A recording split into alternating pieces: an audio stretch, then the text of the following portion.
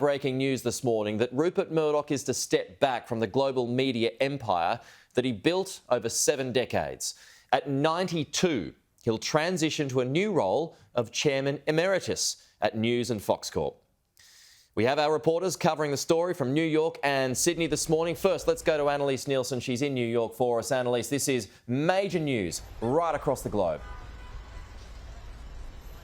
Look, it is indeed. I know it's big news for Australians, but this is one of the most influential Australians in global affairs. And so we do break this news today that Rupert Murdoch is transitioning to the role of Chairman Emeritus. He released a statement which was sent to News Corp employees, including ourselves. In this, it included a number of different sentiments, but it started with, I'm writing to let you all know that I've decided to transition to the role of Chairman Emeritus at Fox and News.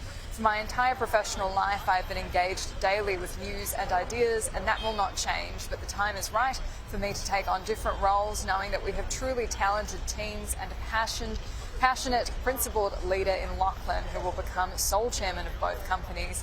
The statement continues, and it continues in part to say, we have every reason to be optimistic about the coming years. I certainly am, and plan to be here to participate in them.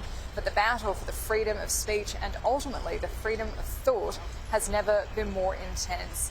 Rupert Murdoch has been influential in Australia, but also the United States. He first expanded into the US market with the acquisition of the New York Post in the 1970s, other papers here, and then, of course, Dow Jones in 2007. But it was his acquisition of TV stations that then built the empire from which Fox News was born. 1996 was when the 24-hour news channel was launched to counter the influence of CNN, and it's become a very influential voice, especially in conservative politics here. It's a major platform for any conservatives who want to reach the general public and has built a very strong following.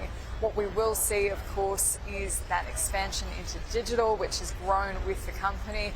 Some might not remember that News Corp also early bought into MySpace and has expanded early into the digital sphere. But right now, this is a momentous moment in the history of one of the most influential Australians in our history in a global stage.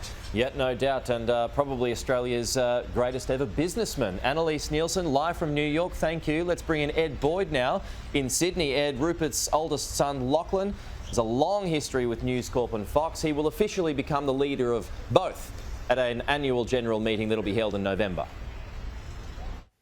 Yeah, not too far away at all, Pete. Obviously, Lachlan Murdoch, he's aged 52. He's been associated with News Corp and the news business his entire life. First job was aged 18 in Australia.